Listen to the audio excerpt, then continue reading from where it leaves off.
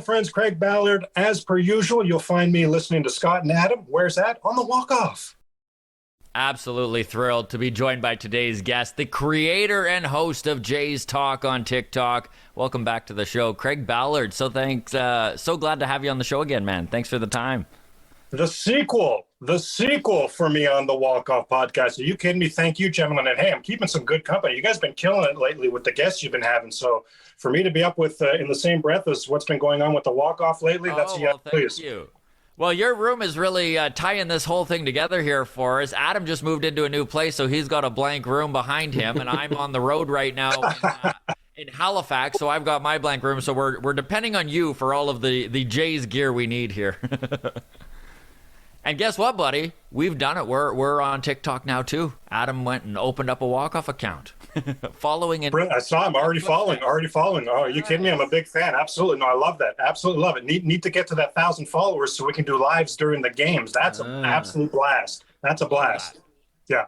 So let's start with that. Let's start with TikTok in a general sense.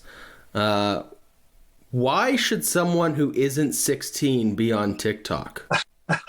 We get this quite a bit in our Discord and comments because I'm trying to drive people from our community towards TikTok, even just like in a general sense as it being like an enjoyable recreational app. The common response is, no, I'm not really interested. I get my feed of kids dancing on Instagram as it is. What is the benefit of TikTok, Craig? Well, Adam almost makes it sound like he doesn't like my dancing videos, but I'll move past that. Okay. For me, if you're like me, what drew me to TikTok is that the format itself. I like the quick hitting videos. When I first joined, it was a minute. Now it's up to 3-minute videos. So that to me is a real nice sweet spot. That's from an attention span standpoint, from a be able to make, creative.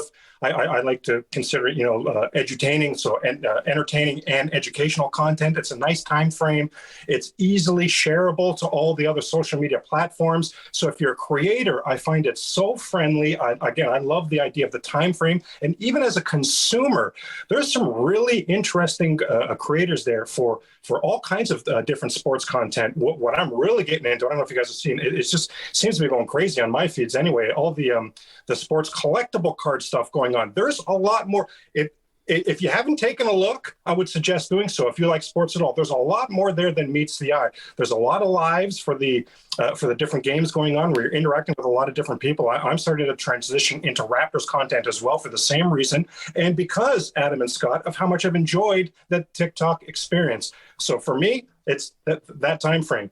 15, 20 minutes, I mean, we could all carve that out, I suppose, yes, but man, 1 to 3 minutes of something creative and fast-paced like that, that's my speed. Yeah. Well, and Adam was even telling me, he's like, listen, there's way more out there than just dancing kids. He's like, 1,000%. Great, and it kind of curates what you're after. Great point. Yeah. Great point about the algorithm. You'll end up with what you, that's a great point. It really dials in, and quite quickly too, right onto like the soul of who you are as a person. Whether you're hitting the like button or follow or whatever, just based on like how long you stay on a video before you scroll, the app knows, okay, Adam enjoyed this. Let's show him more woodworking stuff, right? Or let's show him more board game content or whatever, right? So everybody's homepage, or it's called a For You page on TikTok, gets so tailored to them and so quickly. Like, I think it's just a kind of a great reflection of your interests. If you like seeing people dancing around, you're going to have loads of that. There's billions of those videos, right? If you're into the sports collectibles, it will figure out very quickly that that's what you're into, and it will start to show you the best of that niche. And I think it's incredible. You talk about the form factor as far as the time goes. It's great for, like I go to pick my wife up from work, just sitting out there in the parking lot. I got a couple minutes to kill. I can scroll through. It's super fast. I don't have to commit to a big 10-minute YouTube video or anything like that. I don't know. I love it. Honestly, I can't speak enough as far as anybody who maybe sees this on YouTube or whatever. Get on TikTok, follow us, follow Craig. Jay's Talk. Jay's Talk. How you liking the MLB playoffs so far, buddy? It's funny because I am enjoying the hell of it, out of it, way more than I know I would if the Jays were in it. Now, I mean that I would much rather the Blue Jays be in the playoffs, but I can just truly enjoy it and take it in. Whereas if the Toronto Blue Jays were the Atlanta Braves right now in that sort of series, I would have been just pulling my hair out the whole time. Are you like that, or can you kind of take it in, and if your team's invested, you can still kind of separate yourself? And another knock at me right out of the gate with the pulling my hair out comment, but okay. Gentlemen, I've hated this year's playoffs, hated it. I hate every team that's in there. And where I did myself a huge disservice, and I couldn't talk myself mentally, I couldn't get out of it. Early on in the playoffs, obviously, if you draw the parallels, if the Jays had made the wild card game, won the wild card game, would have played Tampa. So in my mind, oh yeah, how'd that series go with Tampa? Oh my God, was Tampa actually ripe for the picking? Oh my God, are you kidding? Tampa was actually beatable? Oh my God, are you kidding? So it just made it even worse. There's nothing I like about Boston. There's nothing I like about the Houston Astros. The Dodgers are the lesser of all the evils for me. Man, Think about that. The Yankees of the West are the lesser evil for the majority. My gosh. My gosh. Absolutely, absolutely insane. I love that you bring up you can't cheer for Boston, because when the Final Four kind of came down, I was like, you know what? I think I'd prefer the Red Sox to win than Houston. And then I started watching that series, and I'm like, nope, not the case at all. Turns out I would rather anyone than the Red Sox. Man, there was Steve Martin, what was that movie? Sergeant Bilko. So Sergeant Bilko was an old-time show. Then Steve Martin did a remake, and I remember there's some sort of scene where they were in the Navy, I believe it was, and the two factions, two camps had a boxer in the ring, and they had each had their own boxer throwing the fight. So two boxers throwing the fight. So forever, they're just going around. No one threw any punch. And Steve Martin's narrating, says, finally, out of boredom, someone threw a punch. So they both threw a punch at the same time and knocked each other out at the same time. And can I get that in real life? Can the Houston Astros and Boston Red Sox both be eliminated in this American League playoffs? That would be glorious to me. That would be glorious to me.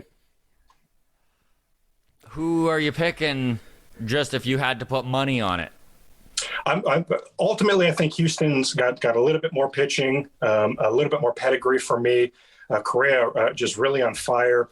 I'm not really an Altuve fan, but we can see what he's doing. We can see what that lineup presents. We know what Boston's lineup presents as well. We face them 18, 19 times a season. They're no stranger to us. We get it. But I just think Houston sort of a been there, done that. And if there's ever a team that needs to, I don't even know how to put it, not right the wrong or right the shit, but it just is in desperate need of a validation. Like the run they're on right now, the Houston Astros need some form of validation. We're several years removed from their cheating scandal, and it's still top of mind all over the place. Yeah. So there's a lot at stake for this Houston Astros team, and they know full well Carlos Correa already has one foot out that door. So they know that this roster right now, this is their opportunity right here. Man, that is such a great way of putting it. Even the way he's holding himself in press conferences and stuff like that, it's like he is already playing the free agent game. He's not even finished the playoff run, and he's already like, I'm very analytic. I will be the best part of any team. I'm like, speaking of analytics, by the way, like, how do you feel about... it's interesting to me because every ex-ball player from the 90s and early 2000s, it's just like they have got a vendetta against the nerds and the analytics. And just like some of the guys we've talked to, friends of the show, like Jeff Fry had... Jeff Fry, I saw Jeff Fry, yeah. Oh, yeah. Nothing good to say about the analytics. Oh, yeah. And we're watching a series right now in the Braves and the Dodgers that have kind of shown, the Braves have gone a little bit more old school. All of a sudden you're seeing their starting pitching get in trouble and then them letting them go a little bit deeper, and you're seeing the complete opposite out of the Dodgers, where it's just like they're putting in two openers and going with their starter for 3 innings maybe. Like even Scherzer at 79 pitches was pulled. There is a happy medium, right? That's right where I am. I don't understand why it's so extreme. In my life, the comparison is, my friends, they feel you have to either love the CFL or love the NFL. No both. No, I don't understand how there's not a both here as well. Same idea for me. Yeah, well, I mean, Tampa Bay proves that, right? Like, well, I'm all for the analytics as far as, okay, in my mind, this makes sense. I'll try to articulate it. As far as the analytics, if I'm sitting down to make up my lineup card for that day's game, I'm 1,000% into a deep dive into the analytics. What has happened most often? I'm huge on board for that. As the game is unfolding before my very eyes, if things are unfolding before my very eyes that were different than what the equations would have been for the analytics, then don't I want to pull a move? If we're just doing it by the analytics period, guys, then why are these teams paying millions of dollars for these managers? Honestly, let's get Craig Ballard in the walk-off. We'll do a TikTok live from the dugout. We'll just do what the analytics tell us to do. They can pay us a fraction of the price. The audience will love it. We'll have a great time.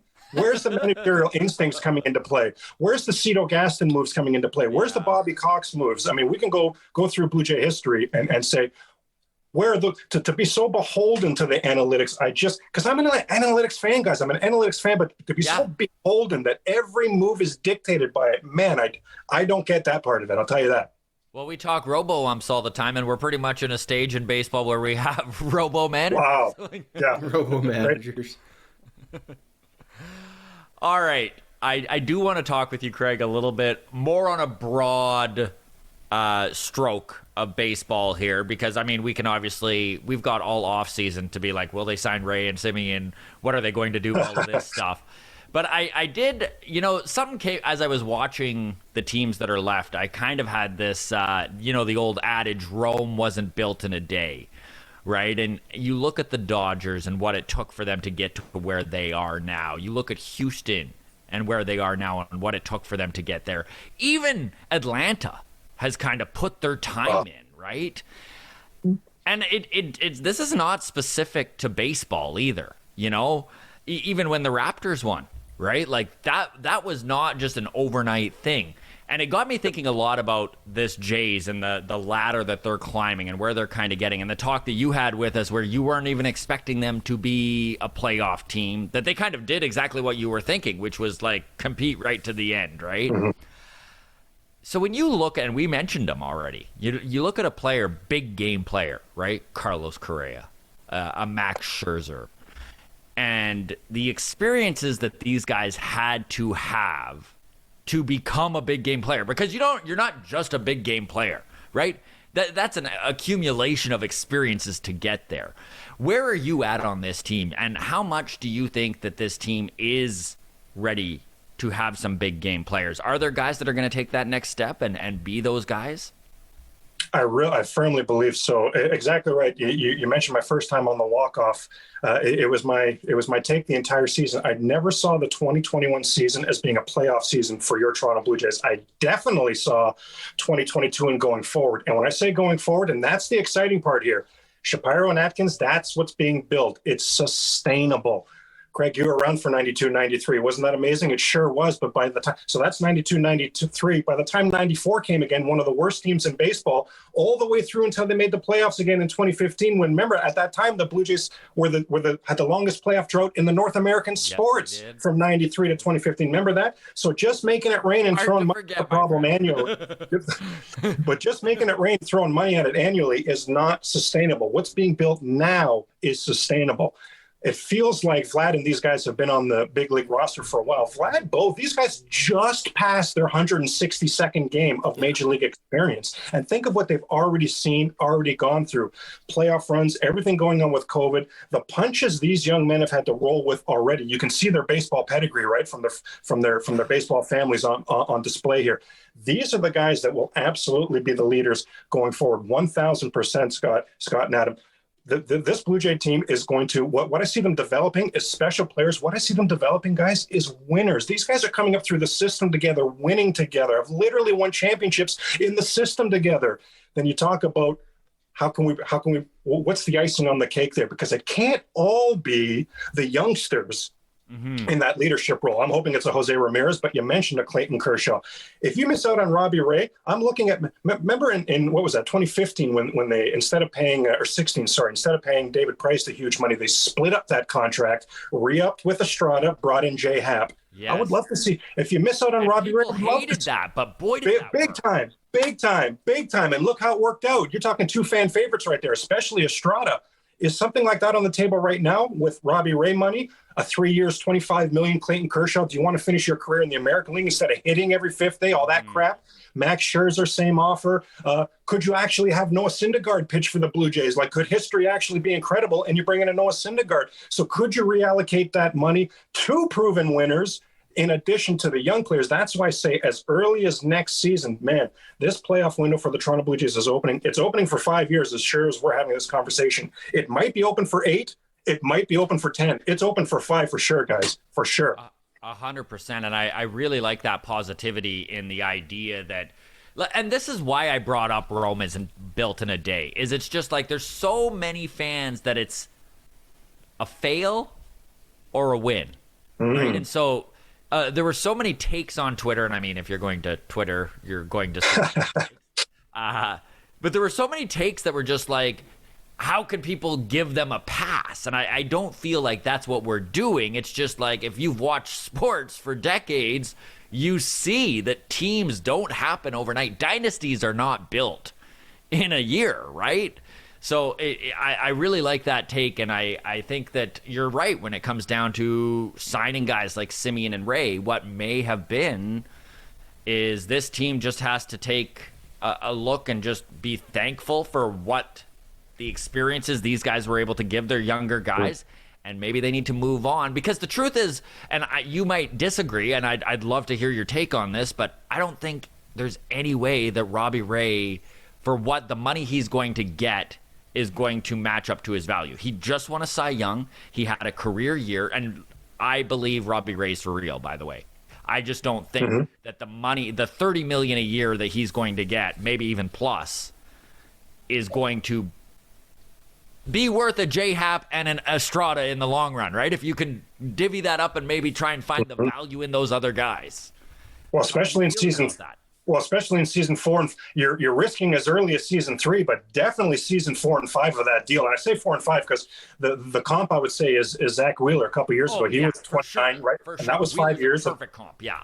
5 years, $118 million. And Wheeler was not even sniffing Cy Young votes. No. Robbie Ray's going to win the damn thing. Yeah. So your valuation of the money he'll be looking at, but it won't just be the annual, Scott and Adam. That's the whole point here, right? It'll be the length he'll be looking at. Man, I will not be surprised at all to see someone win with a 5 to 7 year. You know what? I didn't even say multiple offers like that to Robbie Ray. I think just when you were running that down, Scott, all I could think was, oh my God, did Robbie Ray author the contract year we've ever seen or what? Holy crap. Holy crap.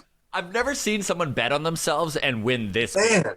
And remember that the free agency is a snail's pace in baseball these days. It takes forever. Robbie Ray, 1 year, $8 million to the Blue Jays was as soon as the doors open, right away the Blue Jays and him re-upped. Crazy, right away. Looked it up literally before you started talking with us. November 7th is when they signed. November 7th. Yeah. Free agents don't even realize they're free agents until after Christmas. Here's back in November, the deal's already done. 1 year, $8 million. My God, that was the Pete Walker effect. Right away, Robbie Ray saw, hey, if I'm having a contract year, I know exactly where I want to be. This guy already showed me enough. I know exactly where I want to be.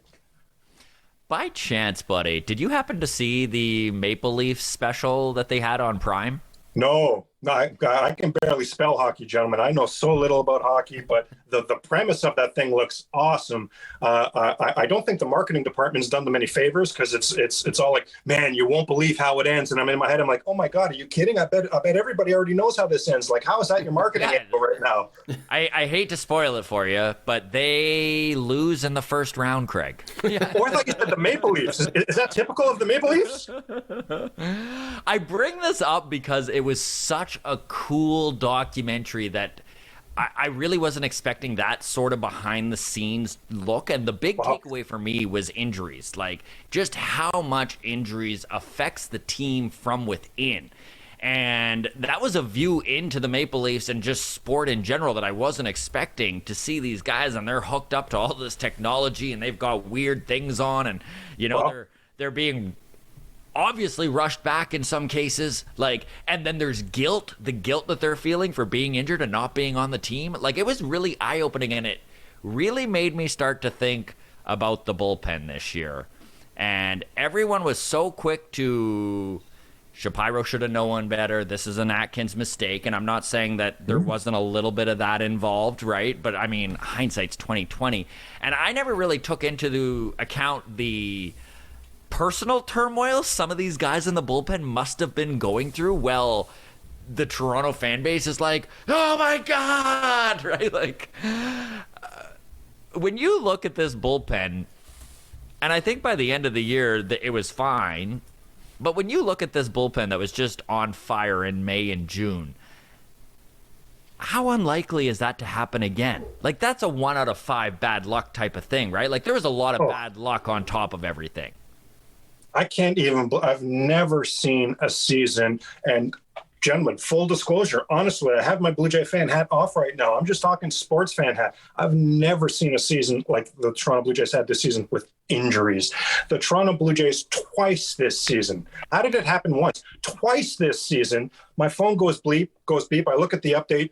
So-and-so, Toronto Blue Jay pitcher on the disabled list. What the heck happened there? He slipped and fell on stairs. Twice this season, a Toronto Blue Jay pitcher slipped and fell on stairs. Are you kidding me with this luck right now? Are you kidding me with this luck? Yeah. And no sooner has Kirby Yates signed the contract, he's out hurt.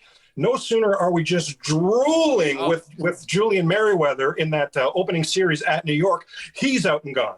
Baraki misses time right as he gets hot. The list goes on and on and on. It absolutely was a fluke. And I think Shapiro and Atkins did a ton to try to address this bullpen, including not waiting till the trade deadline to add 2 of the best pieces, Simber and Richards, by the way.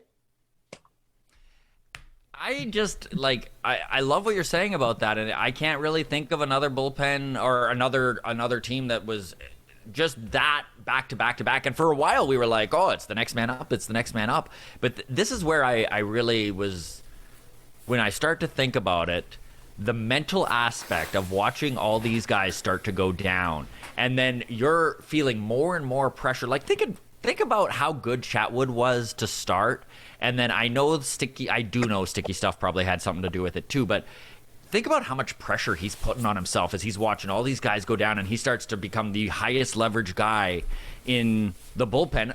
By the way, a spot he has never been in before. Tyler Chatwood was not a closer or anything. He was just a good arm and a pen that kind of got screwed around because no one could decide if they wanted him to start or be in the bullpen, right? So I just hadn't really thought of how rough mentally it would be on these guys, to the added stress they're putting on themselves. And this again goes back to what we were talking about earlier, right? Is that experiences go a long way.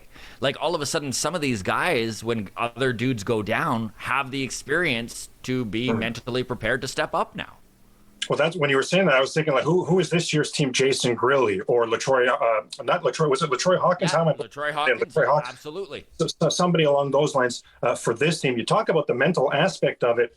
What do we know about professional athletes? Creatures of habit big time. And what do we know about relievers in baseball? They like to have defined roles. Yes. Well, how about I have a defined role when I have my Tim Hortons coffee in the morning, then I check the update and see that the closer or whoever it was has slipped and fallen on stairs. Now I got a whole new role. Now everything's changed. No consistency at all. And they're all pulling for each other, obviously. So these are friends, not just colleagues. These are friends going down. And the injury, guys, I mean, I remember you talking about the bad luck. I remember it came back from commercial. I think it was at Tampa Bay. It came back from commercial, and all of a sudden David Phelps, who we didn't even know was in the game yet, was coming off the field with the trainer. Like, that's how crazy the injuries were this season. We were literally coming back from commercial breaks. Oh, what fresh hell is this? Oh, another injury. Oh, look at this. Oh, my God. So absolutely, I thought it was horrible luck from the Blue Jay bullpen. And what did we see at the end of the season? With the health came what? We all felt better about that Blue Jay bullpen. Yes. It's not a coincidence. That's right, man. So an interesting thing happened over the weekend in hockey. I was actually talking to Adam about it. The Maple Leafs. I'm not a Maple Leaf fan, by the way. I'm a Flames fan. Not that I just don't want everyone who's listening thinking that I'm just like constantly bringing up the Maple Leafs here. But it was crazy because the Maple Leafs are so tight against the cap that they could not bring up their backup goaltender and had to bring in a dude from university to sit on the bench. And that's how against the cap they are. And I think that Canadians, even if you're not a hockey fan, you're just around hockey enough and understand what a crunch there is in the cap, that when you almost take that mentality to baseball with penny pinching and you're worried about the money and stuff like that. But I'm starting to look at Rogers, and especially after hearing Shapiro's talk today, I'm starting to think that the Toronto Blue Jays could be a team that goes right up to the luxury tax. And I don't know how you feel about this. Now, I know we were both big fans in 92 and 93 the last time this team did it. Highest paid team in baseball both years, right? Exactly correct. Are you getting that sort of sentiment too, that maybe this team, like we've heard the juggernaut terminology used before, do you think this team could actually be ready to do that? Let's put it this way, gentlemen. Let's think this all the way through. So you have Mark Shapiro and Ross Atkins that we're back in Cleveland now. They went through the lean years, gentlemen, in Cleveland. My goodness, they went through rebuilding an organization, not player-wise, personnel-wise, so they could develop players, then drafting the players, made changes to the ballpark, like you name it. They went through the whole kit and caboodle rebuild. Now that playoff window starts to open. Now the fruits of those labors start to show. Right as that playoff window opens, just like they did with the Blue Jays here, right as that window opens, they get a call. They look at the call display. It's Rogers. You talking about from Canada? And there's Rogers on the line saying, see all the hardships you went through for all those years in Cleveland. Now that it's starting to pay off, how'd you like to come over here to Canada and go through those hardships again? No way. They must have been clear to Shapiro and Atkins. You're going to have to do that heavy lifting at the beginning like you did in Cleveland. But once it's ready to go, you're going to be thrilled with the financial support you have. Shapiro and Atkins, gentlemen, they must have come knowing when the time is right, Rogers will absolutely pony up. Haven't we started to see it? Hyunjin Ryu, Yes. 4 years, $80 million. George Springer, 5 years, $150 million. Absolutely, yes. Exactly what you're saying is accurate, Scott. Rogers is going to blow people's minds because they are, I don't know about making it rain, but they're going to be legit with the payroll. I firmly believe that. How else could you get Shapiro and Atkins to come here?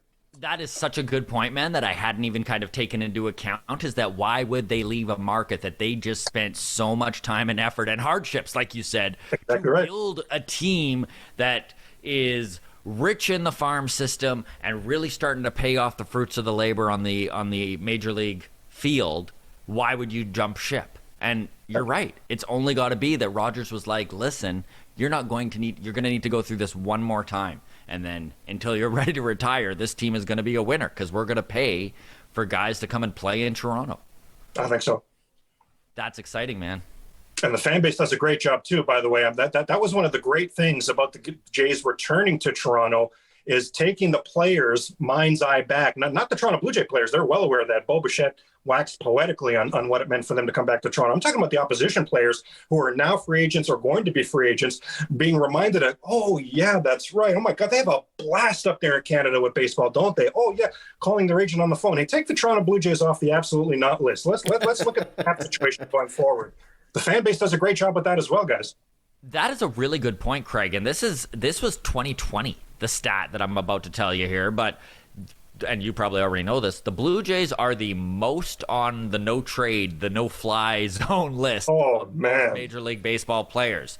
So if they can even get to the point where when a player gets to name 10 teams they don't want to go to, Toronto's not on that list, that's huge. Well, and this is where, I mean, we saw last week, it was kind of making headlines as Stroman, everybody's favorite Blue Jay, was making his comments like, yeah, I'd consider a trip back to Toronto. And Josh Donaldson was kind of being brought up in the conversation too, as like, well, look at his reunion there with Vladdy and the jersey exchange and stuff, right? I don't think Stroman has any chance in heck in actually coming back to Toronto, but I do think that speaks volumes just in terms of that no-fly zone, of like the general attitude towards the Blue Jays across the major leagues has to be shifting. He leaves Toronto all upset with the management and then goes to the Mets and is like, ooh, actually, maybe it wasn't so bad. But so anyways, I just think I think that's a great kind of anecdotal evidence that the tide has shifted in Toronto's favor in terms of bringing in free agencies and stuff like that. Well, Adam, hasn't it started? Remember, Marcus Semien chose the Toronto Blue Jays for his contract season. He did not have he did it because he knew he would bang at Rogers Center. But truth be told, he didn't have guarantees that they'd play at the Rogers Center this season. So it might have already started, Adam. That is such a good point, Craig. That is such a good point, that Semien came to the Blue Jays and there was no guarantee that he'd get to mash at the Rogers Center. Frick, times are changing. It's exciting. You know, it's exciting. All right. Very curious what you think about the news that just came out. And I know Adam and I were talking about before we hit record here that the minor league system is going to be provided housing. Now, this is what Adam just brought up to me, too. He's like, they don't get into details as to which affiliates or if it's an organizational-wide thing or what exactly it is. It's being presented as if, like, through the PR of it, as though all of the minor leagues will, like, every minor league player will get housing included now. But it's very specific that certain minor leaguers will be provided housing. And that's just been kind of swept under the rug. I mean, certain players could still mean, 85, 90% of our players, but it could just mean our first round draft picks get it. Well, I'm with you guys. I thought it raised more questions than answers for me earlier. Well, not just the who. Well, not just the who, but the what, as far as what's the level of, not decadence, what's the word I'm looking for, of livability here? What are we talking about here? And the how. So am I paying this out of my pocket? So I'm still having that same issue, them being reimbursed? Because for me, that feels like the similar issue I was in from jump. So I don't know. There's still a lot that needs to be explained to me. 5 guys I don't think living in a one-bedroom apartment. Yeah. Oh, my gosh. Hey, what are you talking about? We provided it for you. Yeah, the 5 in one apartment. We provided it. And this is all leading up to my question about the CBA to you. How are you feeling about this? Oh, my gosh. I'm nervous, man. I'm nervous. Oh, my gosh. I don't think there's like posturing. Oh. That's exactly what I felt like when I read this headline. Was it felt like this is a PR stunt. This is an opportunity for the MLB to kind of make the first splash in terms of getting the public opinion on their side. As soon as the playoffs are done, that's all anybody's going to be talking about leading up to that December 1st deadline. I'm debating in my own head how far to go here, because I'm risking a third appearance on the walk-off here, because truth be told, I am dead certain there's no baseball next season, and I hate to be as Debbie Downer as it gets. You mentioned earlier, Scott, we're fans of all sports. Well, so we've all seen in all sports the relationships between the Players Association and the owners being terrible in every sport. Baseball makes the other sports look like the Players Association and the owners are hand in hand skipping down the beach, man. They make them all look functional. Baseball relationship is the worst thing going. I don't see it getting better anytime soon. Man, I am beyond concerned, gentlemen, in full disclosure, honesty about baseball next season. Well, I think we'll get baseball. I hope we get baseball. I don't think we're going to get it a full 162 games. I think the COVID season last year was a proof of concept that a 60-game season can There's the precedent. Yep. There's the precedent. Yep. So they've got 102 games to screw around. 102 games to set on fire. Oh, man. Well, just spoiler alert, those won't be very good lives. When I go live and there's no game on TikTok, just so you know, that won't be very entertaining. Out of curiosity, and it's funny because I wanted to tune into your live stuff, but I'm not on TikTok, which is a problem I'm going to solve here, I swear. What is the difference between that and the live streaming on YouTube, which is something that Adam and I do quite a bit? So there you go. If we all combined what we're doing right now, man, we'd be just on absolute fire, because I don't know anything about that. I need to get into that myself. I was just having this thought earlier today. Scotty B up in my head here. Yes. I was just having that thought earlier today. I'm really a nightmare with my YouTube channel. I got to get much better at that. And as I was looking through it, I seen a button that said live. I said, what is that? This earlier today. And now you're asking about it. So you're right. I don't know what the difference is. I need to look into it. I'm woefully uneducated on this, gentlemen. Okay. Adam, do you know? No, I'm comfortable on both platforms, but also comfortably ignorant. So I am definitely a blind man feeling my way through social media here. But I did want to bring up Atkins really quick here, because I was reading, I wish I had pulled it up here, but you probably already heard, but Gregory Polanco. So the Blue Jays pull him off waivers at the end of the season last year, stuff him in AAA, sign him to a minor league contract. Now, what I was reading is that the Blue Jays can re-up him at the cost of the minor league contract, and the Pirates are saddled with that $12 million he's still owing. Like, that just seems too crazy to me. Like, believe me, I think Atkins is amazing, and I love what he did with Simber and Richards and all the stuff he did to bolster the bullpen last minute like he did, and early on in the before the trade deadline type of thing. But this seems like crazy. It seems like witchcraft. Yeah. Man. So not only is he taking major advantage of, I can't say it's a loophole because it's the known rule, like Pittsburgh knew what they were getting into with that, but not only is he taking advantage of that, but look at the actual player. Yeah. Corey Dickerson hitting 6 in this lineup as a left-handed outfielder, as the Blue Jays charge towards a potential playoff spot this season. Look at all the big at-bats Corey Dickerson got. Look at all the left-handed batters the Jays have tried over the years. Because if we're being honest, gentlemen, did we like a lot of what we saw with the Blue Jays offense this season? I guess so. But wouldn't we like to see some balance going forward? I think we would have to all be on the same page there. Polanco will absolutely get a chance. It's not only how affordable he is to the Toronto Blue Jays. I don't know if you noticed what he did in AAA, gentlemen. Wow. He's on fire. Wow. Fire. Wow. Yeah. He's going to get a look. He's going to get a look by the Toronto Blue Jays. Absolutely, yes. Man, again, talk about that balance. It's a huge reason why I'm my number one, my God wish list. Like, how do I make this happen? How do I speak it into existence as Jose Ramirez for the Blue Jays? Like, I'm just dying to get some sort of left-handed production from this lineup. If you look at this Blue Jays system, I mean, Gabe Moreno, the dude just is on the rise every second of every minute of every day, right? Like, hang on. Oh, his stock just rose, right? His stock just rose, right there. He went up another spot. Yeah. So my question to you is, I don't think there's an untouchable on this team other than Bo and Vlad, obviously. Like, let's not jump off the deep end. Even Moreno, who I do not wish to see moved, I think this front office would move anybody. What are you thinking about? Like, do you think there are prospects that maybe they're like, absolutely not? I don't. Jose Ramirez, for example, or at least I hope Jose Ramirez, for example, for me, I'm willing to part with whatever the prospect capital is. Cedric Mullins, and I know we have Springer in center field, but man, I feel like a lot of the wear and tear on Springer this season was because he played center field. I wouldn't mind moving him over to right field, save some of that wear and tear, have Mullins. There's a lefty as well. There's a few different things that I would look at there from a prospect capital scenario where I wouldn't mind giving up the prospects at all. It goes back to what you're talking about earlier, just the depth of what's being built here. If you're the Toronto Blue Jays, how do you see that playing out? Are you looking to move that prospect capital now?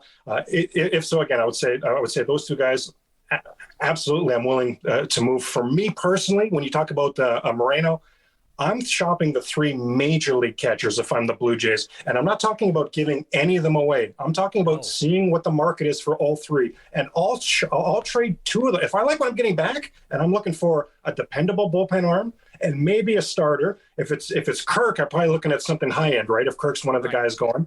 But whoever the third catcher is that's left standing when all the dust settles, I'm bringing in a veteran catcher. Those are my 2 catchers for this season. And then I know Moreno's my catcher for the next decade. So I think the Blue Jays are going to be we've talked about the free agent approach. That's one thing we haven't talked about, Scott and Adam, is I think the Blue Jays are going to be extremely active in the trade market. I don't think they see any prospects as off limits. No, sir. I think you're right, and I think that it could be very interesting to see how everything plays out, because, and you touched on it a little bit here, right? Everyone's worried about third base. What are we going to do at third base? And obviously that is it needs to be addressed. Something needs to be done. That said, we have a very crowded outfield. I think that this team would be into looking at a veteran catcher. I think that this team I think they could make some moves that none of us see coming and could be really interesting and maybe kind of reshape this team a little bit. Where are you at on that?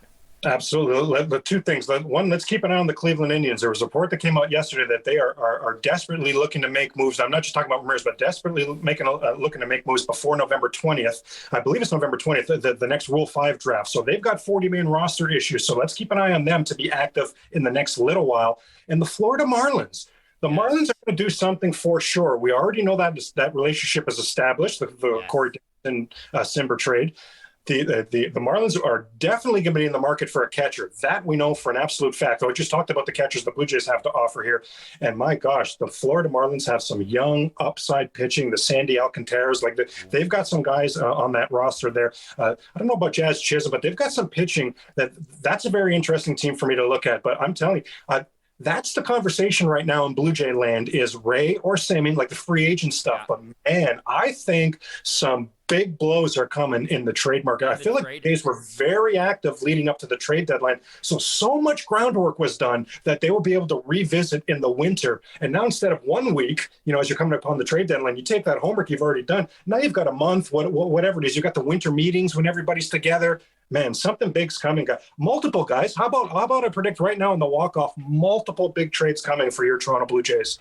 And I love that. And you know what I think really sets this organization up for when they make these big trades? And yes, it's going to empty the cupboards a little bit, but what it's going to allow this front office to do is to have some financial freedom, right? Like, let's say they go out there and they do wind up spending big on Jose Ramirez. Well, we're talking a guy who's making $11 million next year and $13 million in 2023. So true. They go out there and they do move some catching prospects, and they do go into the Marlins and maybe get a Sandy Alcantara. Oh my goodness. Yes.